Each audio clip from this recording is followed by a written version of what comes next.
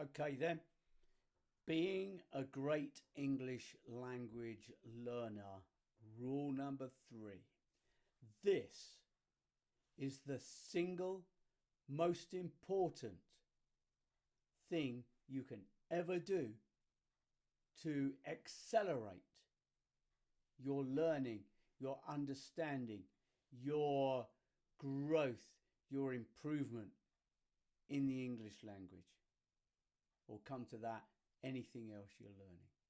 And it's called the writing checklist.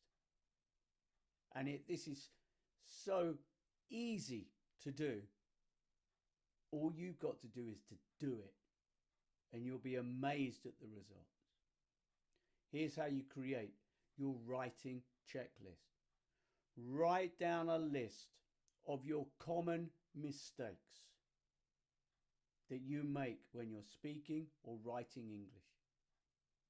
The common mistakes. The mistakes the mistakes you make all the time. Okay? You keep getting your verb tenses wrong. Check verb tenses. You keep missing out a definite article, the. Keep missing out definite articles. Plurals. I keep saying third person S when I shouldn't. Write it down. So you have a list of the mistakes you make all the time. Then, here's the real secret. Put it on a card, nice card. Laminate it and carry it with you everywhere you go. If you have a class, it should be sitting on the desk in front of you. If you do some homework, on the desk in front of you. Carry it with you everywhere you go and use it. If you do your writing, what are you going to do with your writing checklist? You're going to check your writing. When you finish writing, check it against the writing checklist. So you take the first mistake that you commonly make, you check that you haven't made that common mistake. And if you have, you correct it.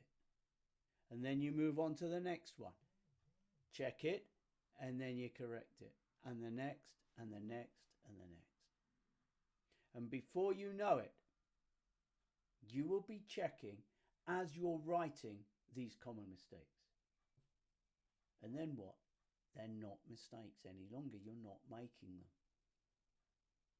The writing checklist is the single most important thing you can ever do to improve your English language very, very quickly.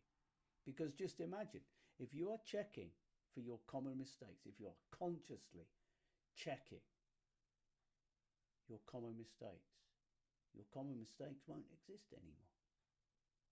And guess what? Now you're a great English language learner. Do that. Let me know how you get on. Good luck.